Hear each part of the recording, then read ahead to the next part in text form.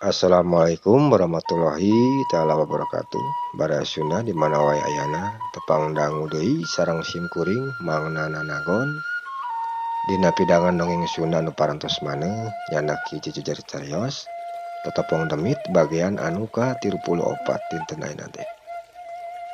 Alhamdulillah Bara Sunda mang tiasa nempangan deui ka Bara Sunda dina dinten ayeuna. Sejenderaskeun hancagarapan anu katuna waktos dinten kamari nyaeta tos dukikeun ka si Suhe nuju tarung sareng Martani nya di payeuneun saungna teh. Gentun-gentuna mah kanggo Bara Sunda anu salaos nembe ka cinta mika resep kana pidangan dongeng ti Mang ieu mangaturkeun nuhun oge ngangrujengkeun kana padaranana. Atuh nu parantos subscribe, like, komen, manganuhunkeun. Pohon kitu deui kana subscriber anu tos lami atau nepi nu enggal sami wae manganuhunkeun nya nu saageng-ageungna. Kuana pangrojong ti barea sadayana mang masih tiasa keneh midangkeun carios-carios dongeng kanggo dijantengkeun hiburan urang sadayana. Bara Sunda sapados teh nyangkolong ting kana waktos pidangan dongeng Sunda dina jejer tetepong demit bagian anu ka-34 masih karangan emang keneh. Sejadi lajengkeun deui wilujeng ngadangukeun.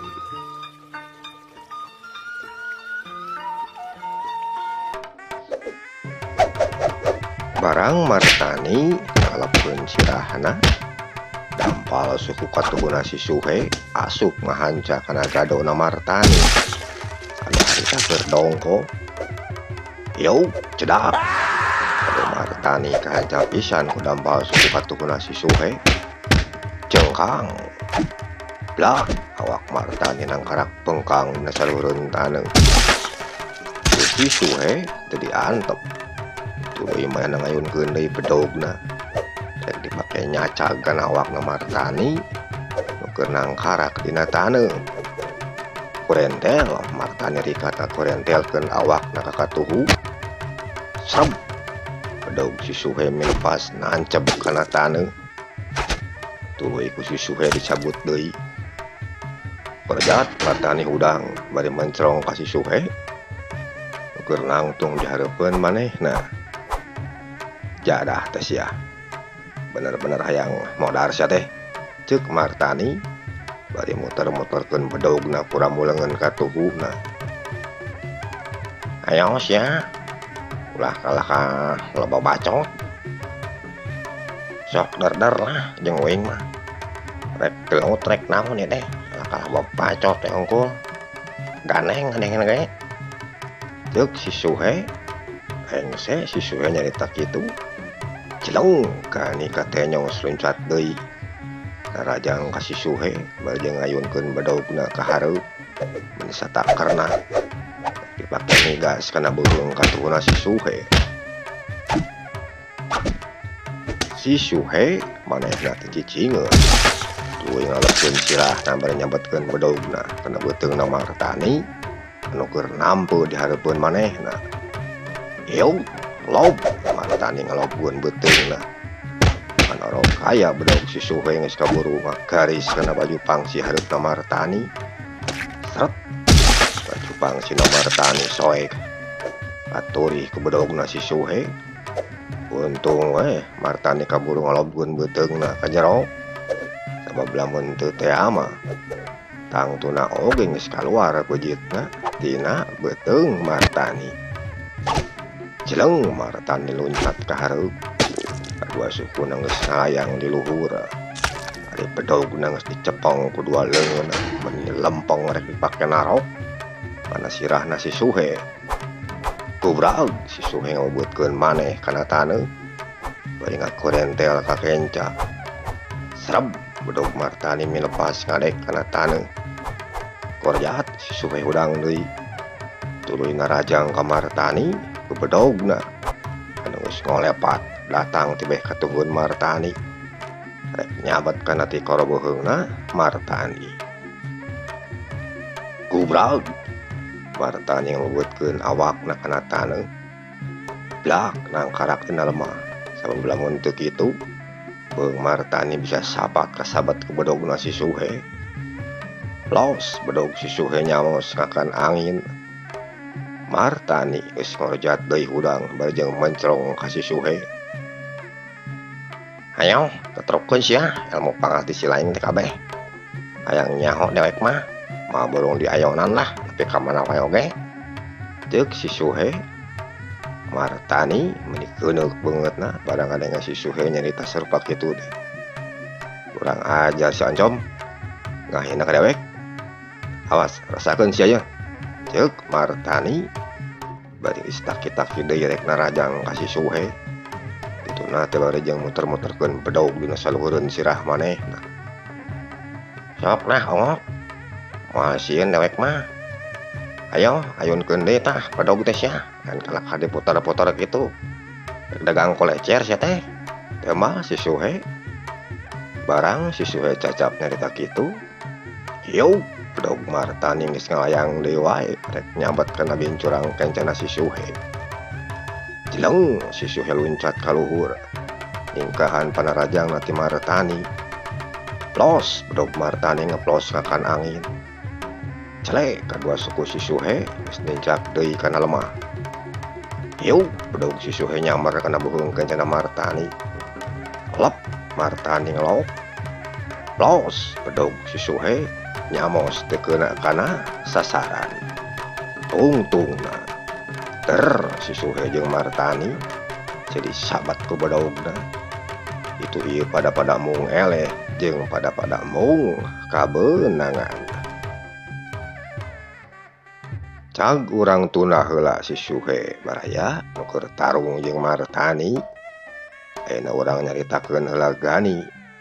Harita Gani dihurup kuduaan.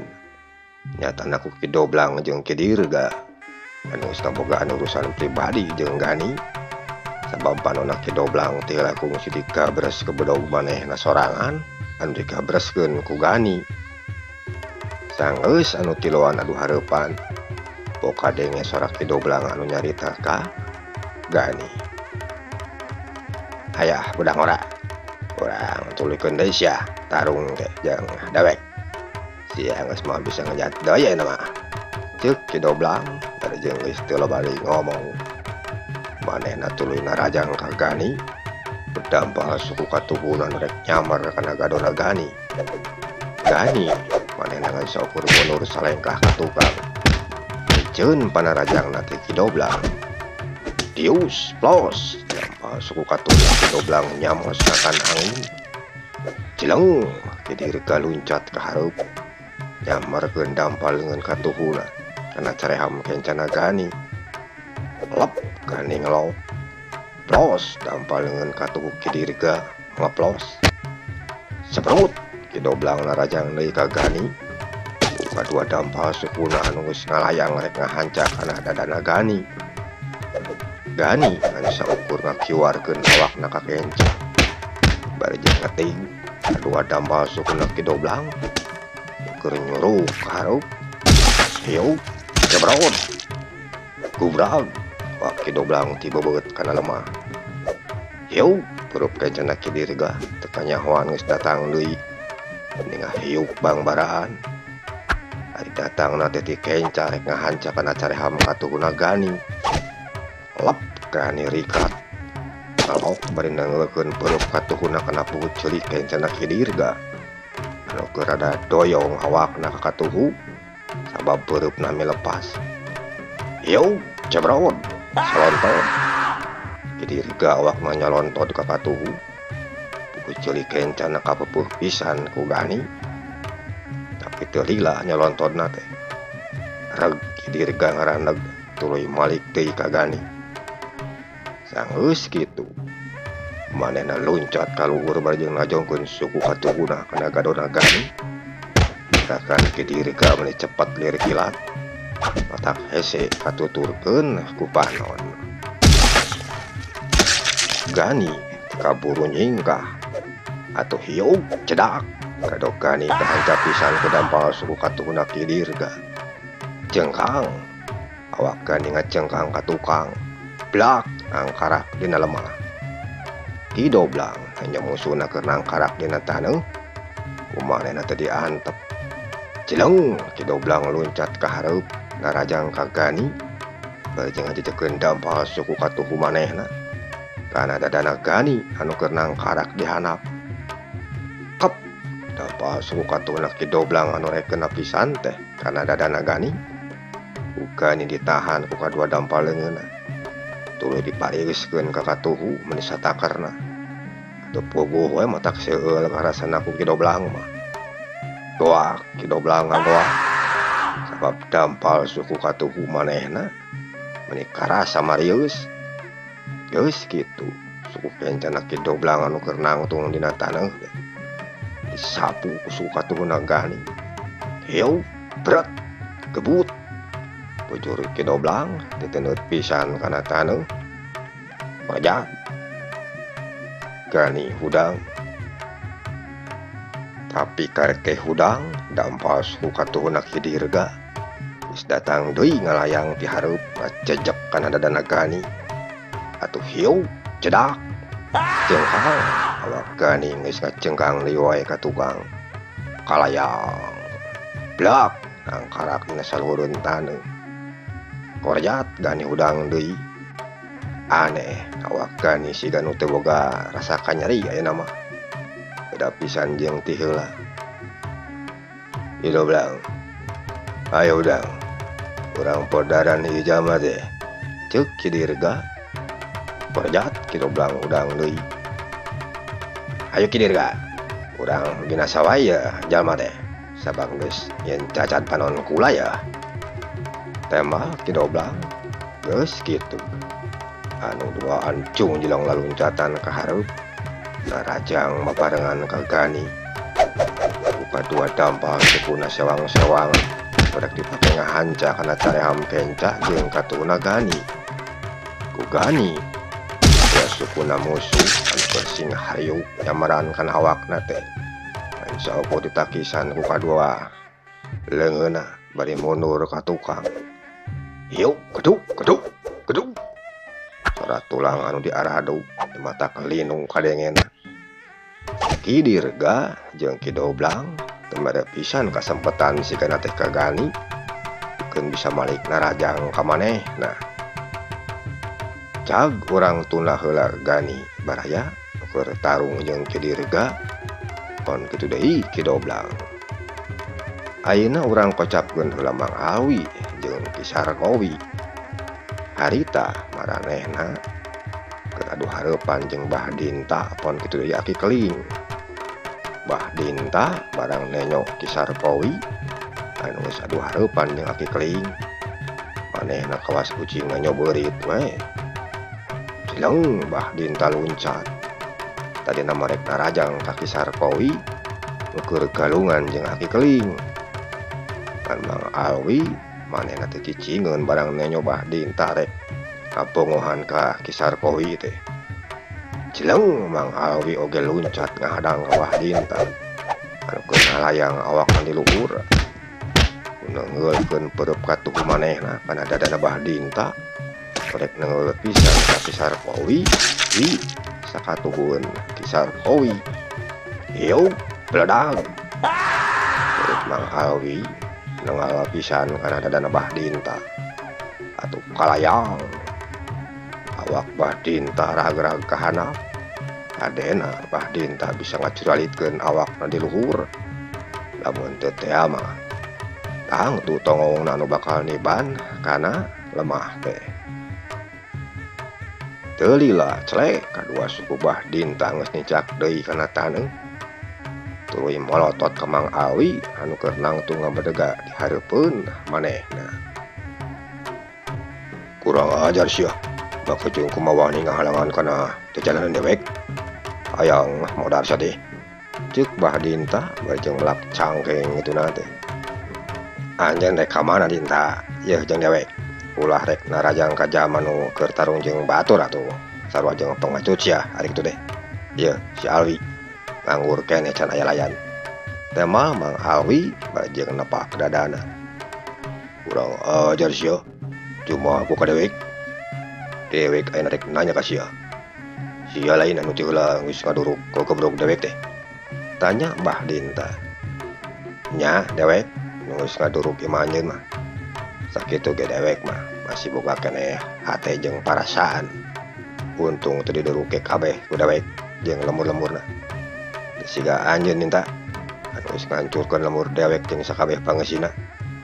Utang uyah bayar uyah, utang pati bayar pati sia. Dewek ya nu bakal males pati kana kan jadi orang lemur Cikancung anu geus dihancurkeun kahirupan anak anjeun. Ayo urang nyepeng sabuk melang tatu jeung dewek. Hayangnya honoarna Dinta teh sakumaha pangartina? Ceuk Mang Awi. Atuh nya Mbah Dinta amarahna mending geus teu katahan deui. Cileng manehna loncat ka hareup bari ngacecekeun dampal suku katuhuna. Anu geus lempeng pisan rek kahanca kana dadana Mang Awi. Lep Mang Awi ngadoyongkeun awakna ka hareup bari nyangkeh sukuna Mbah Dinta ku tak-tak katuh manehna. Hop, suku katuhna Mbah Dinta beunang tuluy dicepeng menip pageuh. Ari suku katuhuna Mang Awi rikat nyapu suku kencana Mbah Dinta keur nangtung sabeula. Hiu bret. Gebut awak Mbah Dinta ti beubeut kana taneuh. Tanggungna mah ti teuneut pisan kana lemah. Geus kitu cukang irungna Mbah Dinta dihancak ku peureub katuhna Mang Awi anu ngapelesur ti luhur muru kana irungna. Hiu kejerot. Irungna Mbah Dinta kahancap pisan ku peureub katuhna Mang Awi. Tina liang irungna Mbah Dinta kaluaran getih. Korentel Mbah Dinta ngakorentelkeun awakna ka kenca. Korejat Mbah Dinta geus hudang deui bari mencrong ka Mang Awi. Urang ajar nyan cucu ngasih ka dewek ceuk Mbah Dinta. Ayo mana nu disebut Mbah Dinta teh euy. Ulangan sakur becusna teh nita we unggul sia ka batur. Ayo mana pangarti anjeun teh keluarkeun. Hayang neh nya dewek mah teh mah Mang Awi. Mbah Dinta geus teu ngomong deui. Tuluy mah nyamperkeun ka Mang Awi sang geus deukeut hiu peureub kencana Mbah Dinta. Dina hiu pangbaraan teh kahanca kana careham katuhna Mang Awi. Lep Mang Awi ngelop plos panarajang ti Mbah Dinta ngeplos. Tapi karek Mang Awi ngalepkeun sirahna ka handap peureub katuhna Mbah Dinta geus nyamer deui kana careham kencana Mang Awi anu keur ngelok keneh di handap. Hiu cebrot talik deug awak Mang Awi nyolontot ka katuhu. Geus kitu Mbah Dinta disusul tepus ku dampal suku katuhu manehna anu nyamar kana pucul kencana Mang Awi anu harita keur nyolontot. Hiu cebrot galeong bru awak Mang Awi rubuh. Teu lila korejat Mang Awi geus atenya hudang deui tuluy nangtung nyi hareup ka Mbah Dinta anu keur ngabedega bari jeung mencrong ka manehna. Ayo ka dieu sia ari nyamah yang kojor sia teh ceuk Mbah Dinta bari nyamperkeun ka Mang Awi. Ayo maju deui sia Dinta dewek can kunaon-naon ye teh mah Mang Awi bari jeung taki-taki deui kituna teh. Sanggeus Mbah Dinta aya di hareupeunna Mang Awi hiu peureub katuhna Mbah Dinta geus nyelebar deui wae rek ngahanca kana careham kencana Mang Awi. Mang Awi manehna rikat nakis peureub katuhna Mbah Dinta uleungeun kencana. Hiu keduk dua pigeulang leungeun diadu. Geus kitu hiu peureub katuhna Mang Awi ayeuna mah anu rek nyamar kana careham kencana Mbah Dinta. Hop ku Mbah Dinta ditewak ku leungeun kencana. Tungtungna anu duaan silih cepeng pigeulang leungeun. Dogong di pakalangan silih seret silih sepak silih adukeun sirah. Beda jeung domba nu keur diadu. Taneuh anu aya di dinya buat kang ngebul balas ka galei kudu aja mah keur dogong adu tak kuasa.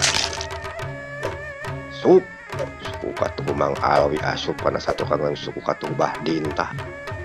maksudna marek teu dikebot meureun ku Mang Alwi tapi Bahdinta ringkat mirikat mindahkeun suku katuhuna ka tukang atuh teu jadi dibandingkeun ku Mang Alwi teh.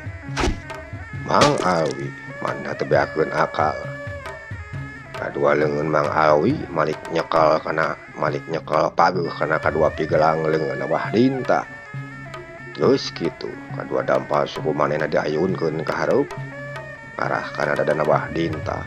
Ulayun hiu cebrot cengkang lah Bahdinta ngacengkang ngatukang kalayang blak awak nang karak niban kana lemah. Parajaat Mang Alwi buru-buru manehna hudang tuluy ngagabrug ka Bahdinta anu keur nang karak dina saluhureun taneuh. Tanggeus awak Mang Alwi nindihan kana awakna Bahdinta. Hiu kadua peureup Mang Alwi nyiput becing hayuk nyamaran kana pipi jeung puhu ceuli kenca katuhuna Bahdinta. Atuh Bahdinta teu budur dari puh manehna. Pakupisna kisan kadua peureup Mang Alwi anu sing selebar ngahanca kana pipi jeung ceulina. Mang Alwi Bahdinta teh dibere ampun pisan. Musuhna tuluy dicahcer ti luhur. Bahdinta awakna mending geus tatarajal hayang leupas. Sabab ditindihan ku Mang Alwi. Tapi ku Mang Alwi malah kalah ka dikunci meni pageuh. Jadi awak Bahdinta teh geus teu bisa ojah deui atuh. Hadena keur kitu teh si Bopeng anu nyamperkeun ka dinya. Barang si Bopeng nenyo Bahdinta keur ditindihan awakna ku musuh. Si Bopeng tuluy luncat ka hareup ngarajang ka Mang Alwi. Barejeng ngacongkeun dampal suku katuh manehna kana gadona Mang Alwi nu keur neungeulan Bahdinta kalayang. Dampal suku si Bopeng katenyo keur ngalayang rek ngahanca kana gadona Mang Alwi. Teu lila hiu cedak kada Mang Alwi kahanca pisan ku dampal suku katuhna si Bopeng. Atuh puguh keur Mang Alwi mah meni asa nengal pisan. Danguak sirah Mang Alwi ngadanguak ka tukang. Blak awakna nang karak dina saluhureun taneuh. Parajaat Bahdinta katenyo manehna geus hudang deui. Tuluy nyarita ka si Bopeng. Alus Bopeng euy. Ayo urang kodaran ieu mangkluk teh. Ceuk Bahdinta. Nya, ayo bah, teh mah si Bopeng. Geus kitu anu duaan ngalugas bedogna. Tuluy diarayunkeun ka hareup pake ngarecah kana awakna Mang Alwi anu harita geus nangtung deui. Jeleng Mang Alwi mundur heula ka tukang. Bari mesat pedogna. Pedog musuh anu sing hariyang rek nyamar kana awakna ku Mang Alwi ditakisan. Sora pedog anu diarah dumeni sing palentrang. Barjeng ngaluarkeun kembang seuneu. Yuk yuk.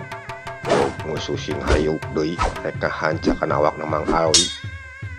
Mang Alwi teu cieureun. Manehna leuwih ningkatkeun deui kawaspadaanana. Pedog musuh anu datang ditarakisan ku Mang Alwi. Barjeng sakapeung mah Mang Alwi oge sok rajeun malik narajang ka Bahdinta jeung si Bopeng. Bedogna anu ngarah kana beuheung jeung awakna nu jadi lawana. Kacapkeun ayeuna Ki Sarkowi baraya anu keur adu hareupan jeung Aki Keling. Ki Sarkowi sanajan nya oge pangartina mah aya di sahanapeun Aki Keling. Tapi kawani jeung kalincahanna Ki Sarkowi teu bisa dianggap enteng ku musuh. Ki Sarkowi pinter dina ngulinkeun bedog. Wah dina nakisan panarajang nanti jadi lawan. Pon kitu deui dina ngayakeun serangan kalawan.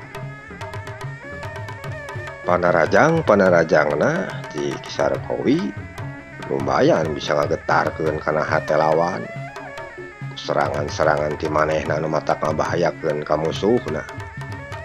Harita Aki Keling katenyo keur nyinggahan panarajang ti Ki Sarkowi. Celek. Kadua suku Aki Keling geus nincak deui kana taneuh.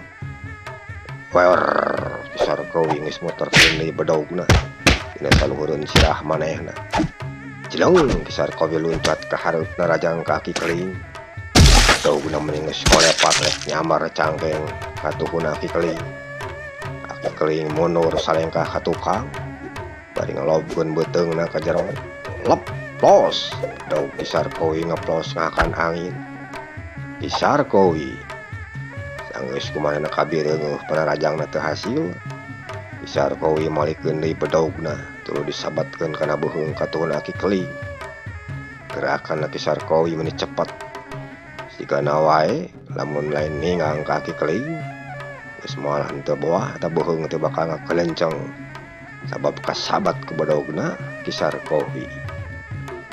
Adena we ka aki keling wut lep aki keling ngalepkeun sirahna bari ngajaul ka tukang.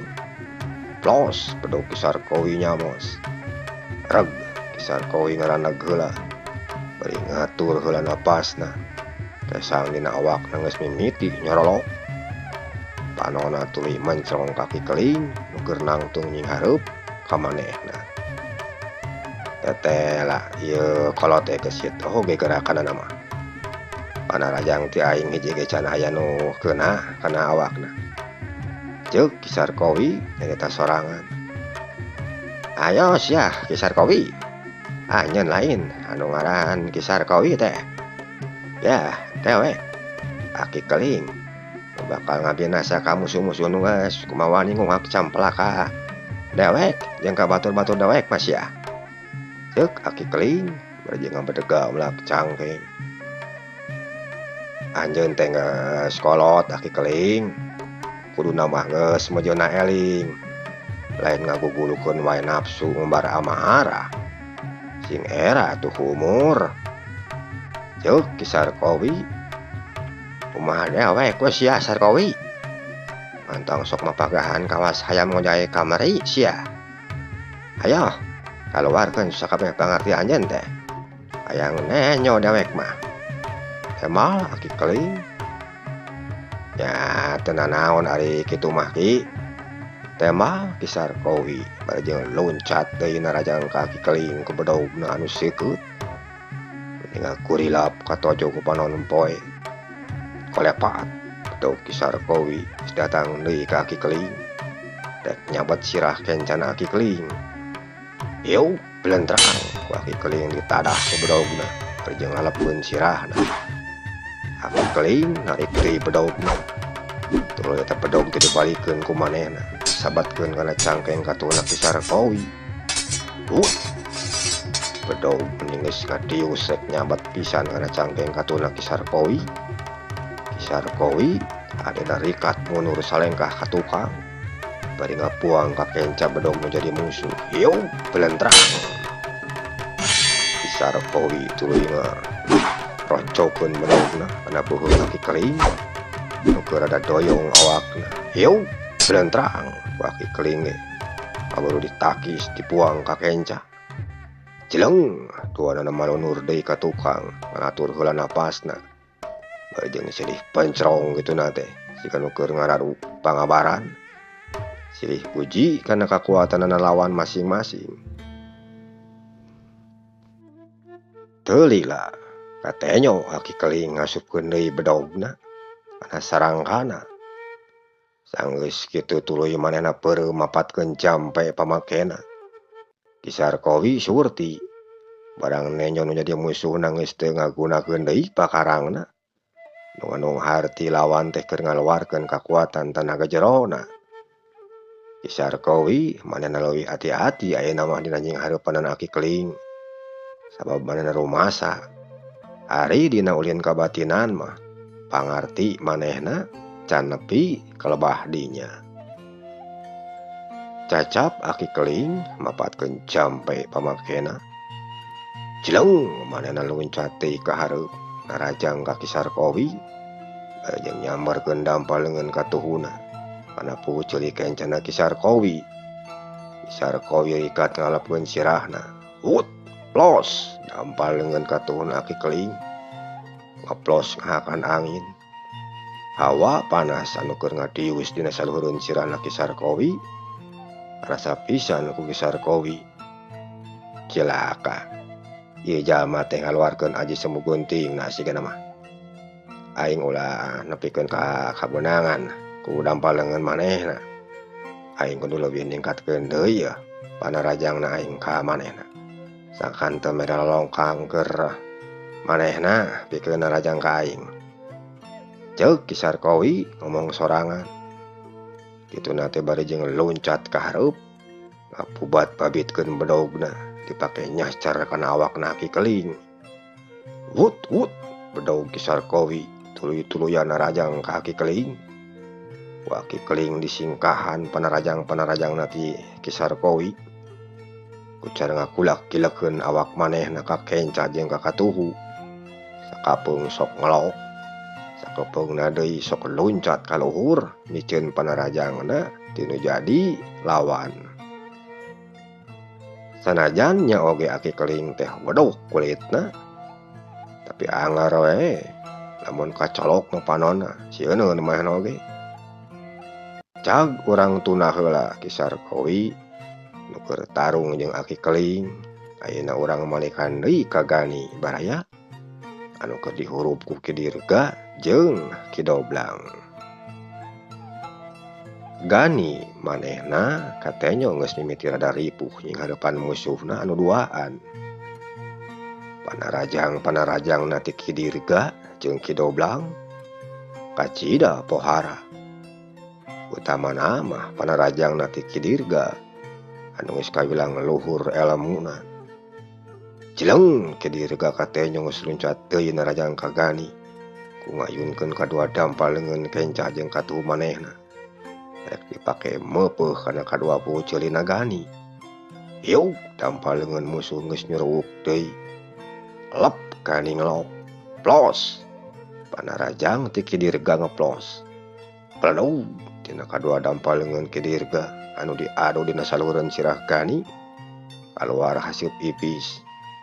Nu nganunghar ti Ki Dirga geus ngaluarkeun kakuatan manehna. Cileng Gani ngacauhan loncat ka tukang. Sale kadua sukuna geus nincak deui kana lemah. Teu lila pok kadenge Ki Dirga nyarita ka Ki Doblang nu keur aya di sagigireun manehna. Ki Doblang, anjeun mah kasisi we heula. Ieu jalma rek diberesan ku kula. Beh teu lobating miceunaan tanaga. Ceuk Ki Dirga bari mencrong ka Ki Doblang. Nya Ki Dirga, binasa we sakalian. Tema Ki Doblang. Bari manehna nyisi kituna teh dibeh kencaeun Ki Dirga. Ki Dirga sanggeus Ki Doblang nyisi, manehna mapatkeun deui pangawasana pikeun ngagempur ka Gani. Sanggeus mapatkeun jampe pamakena, hiuk peureub katuhuna Ki Dirga ditenggolkeun ka Gani anu keur nangtung dina hareupeun tangkal kai.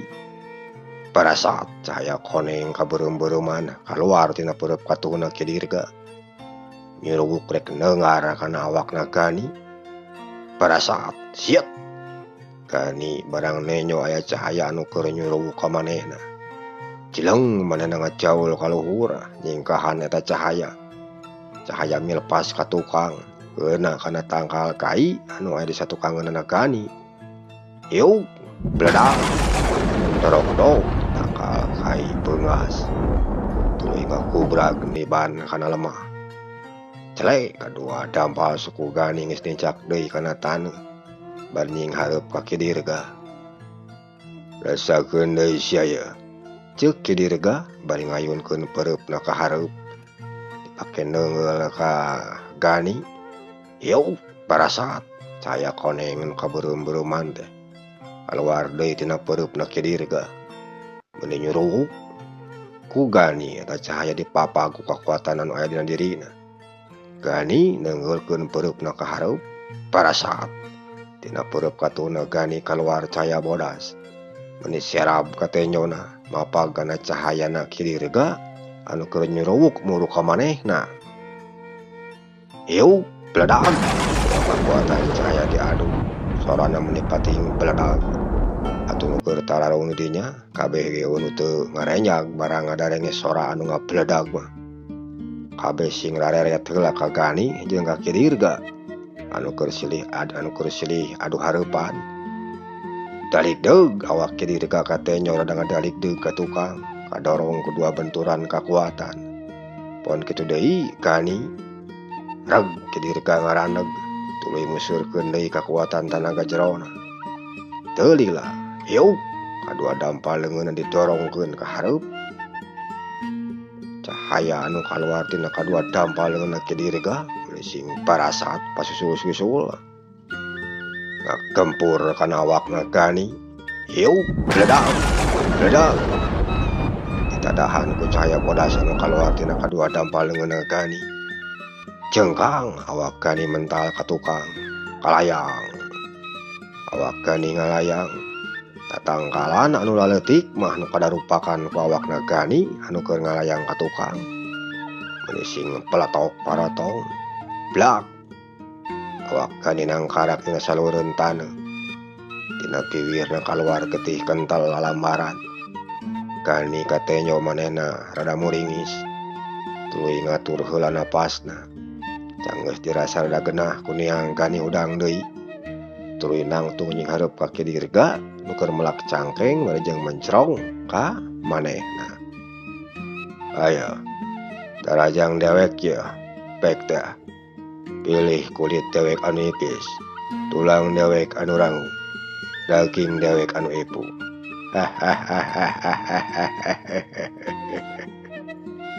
Ceuk Kidirga barajeng nepak dadana. Gani manehna teu ngomong tuluy masang kuda-kudana kerahkeun deui sakabeh kakuatan anu aya dina dirina. Hiup beureub katuna Gani ditenggeukeun deui ka hareup murukana dadana Kidirga nu keur nangtung barejeng melak cangkeng. Parasat cahaya bodas kaluar tina peureub katuna Gani kapelesat murukana dadana Kidirga. Ku Kidirga eta cahaya dengan saukur ditakis we ku leungeun kencana. Hiup pledog datang deui cahaya ti Gani. Hiup ditakis deui ku Kidirga. Teu lila aya hiji cahaya ti Gani anu neungar kana dadana Kidirga. Hiup bledag Kidirga ngan saukur mundur salengkah. Ari tina dadana mending ngebul balas ka teungar ku cahaya ti Gani. Cakakak Kidirga seuri.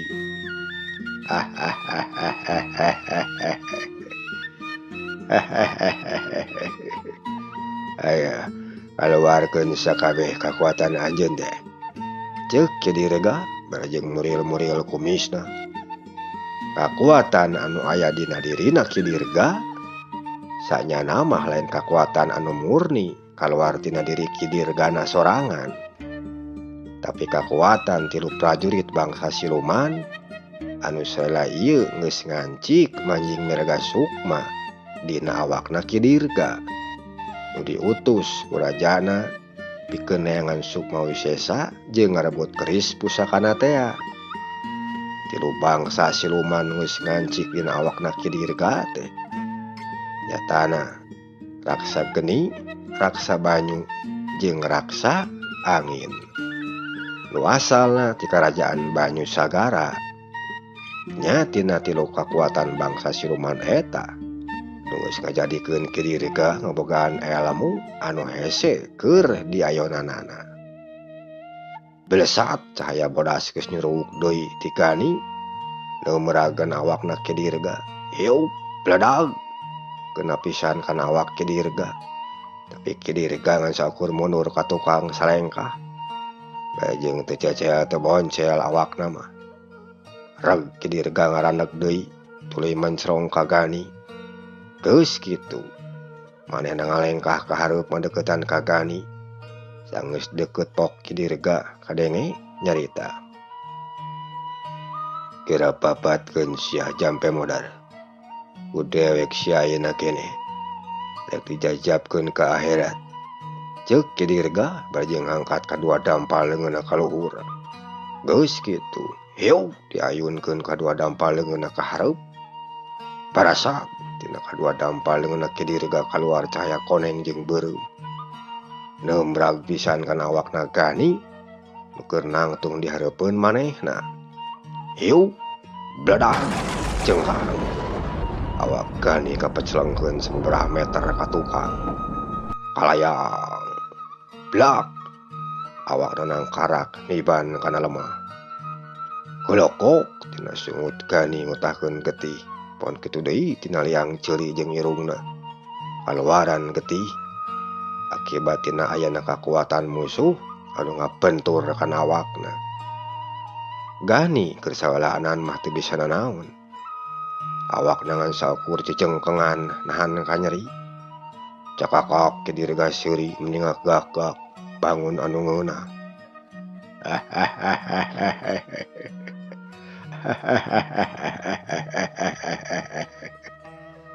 Madar sia. Geus moal bisa ojah deui ayeuna mah. Kitu blang. Pek masrahkeun ka anjeun, rek dikumahakeun oge ku anjeun. Ceuk Kidirga barjeng ngaleos dinya. Kido blang sanggeus Kidirga ngaleos, manehna tuluy nyamperkeun ka Gani anu keur cejengkengan dina salureun tani. Sanggeus deukeut pok manehna kadenge nyarita. Modar, pedang ora. Utang ka nyari dewek. Balas dibayar ku dewek ayeuna. Ceuk Kido blang barjeng melak cangkeng di hareupeun Gani anu keur ngagoler dina jukut.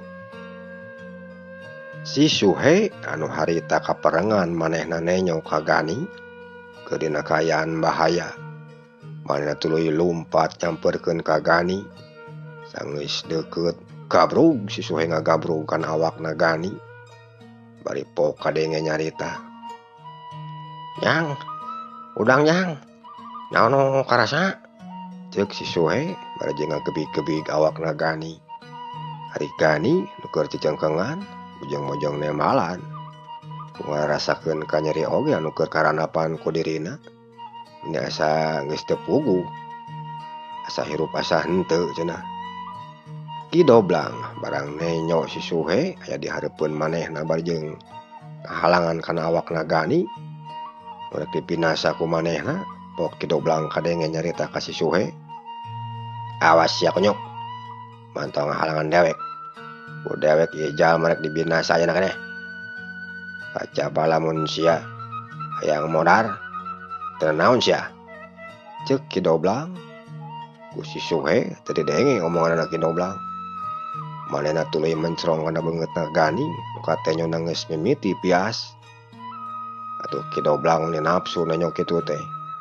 Habek manehna nacongkeun dampal suku katuhna kana bobokong kencana si Suhe. Si Suhe menyembelengking awakna.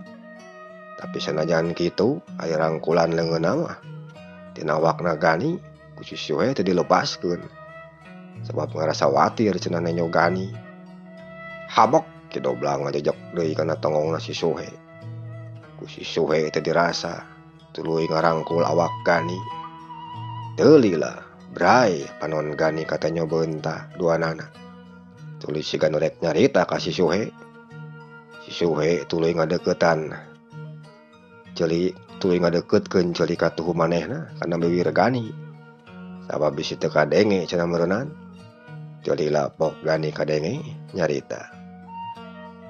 Kang, pake eta tatopong anu aya dina jero baju akang teh.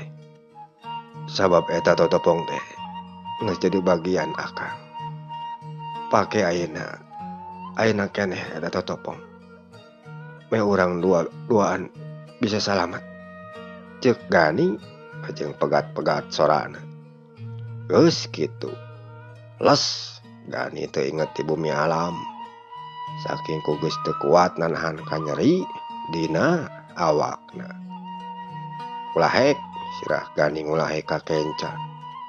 Ari ceuk panyangkana si Suhe mah Gani teh geus paeh we cenah. Barang sirahna Gani ngulahek ka kenca, tina awak Gani jol aya haseup ipis anu kaluar. Lila-lila eta haseup ipis teh ngalobaan. Tuluy asup kana totopong anu aya dina sajeroeun balik bajuna si Suhe. Si Suhe manehna inget kana caritaanna Gani. yen manehna kudu make eta totopong. Geus kitu, totopong anu aya dina sajeroeun balik bajuna teh dicokot ku si Suhe tuluy dipake. Barang eta totopong dipake ku si Suhe, awak si Suhe karasana ku si Suhe mah asa ngagedean. Ari tenagana jadi nambahan, asa pedas ayeuna mah. Panonna jadi galak, ular kilar siga heulang ruyuk we. Red ka kenca, red ka katuhu. Jung si Suhe nangtung, tuluy nyamperkeun ka Kidoblang anu keur melak cangkeng di hareupeun manehna. Ganta parah deui hiuk. Hiuk. Si Suhe Kidoblang dicabok banget kencana. Disatakerna. Cebrot. Cungkel. Awak Kidoblang mendingan cungkel. Sakali teungel oge. Dibebeut kana taneuh ari bangetna meni keuneuk semututung. Teu lila korjat Kidoblang geus hudang deui. Karek cengkat. Rigidig awak Kidoblang dipanggul ku si Suhe. Tuluy dipalangkeun kana tangkal caringin anu aya di dinya. Atuh kalayang kurobas. Awak Kidoblang mendingan kurobas ninggang kana tangkal caringin. Daunna kuat ka amuradul atuh. Teu lila geblug. Kidoblang ninggang kana taneuh. Perengkel awakna katenyo merengkel. Sabab lumayan eta tangkal caringin teh jangkung tangkalna. Ku si Suhe tuluy disampeurkeun deui sanggeus deukeut kerah bajuna Kidoblang. Dicungcungkeun ka luhur ku leungeun kencana si Suhe. Geus kitu. Blewer dipalangkeun kanu keur tararung. Kaparangan ninggangna teh kana awakna Aki Keling anu keur tarung jeung Ki Sarkowi. Kalayang geblug. Awak Kidoblang ninggang pisan kana awakna Aki Keling. Atuh puguh we awak Aki Keling katinihan ku Kidoblang. Kituna teh barejeng loroesan dina salureun taneuh. Teu bina we ti bolon anu keur ditinihan ku baturna.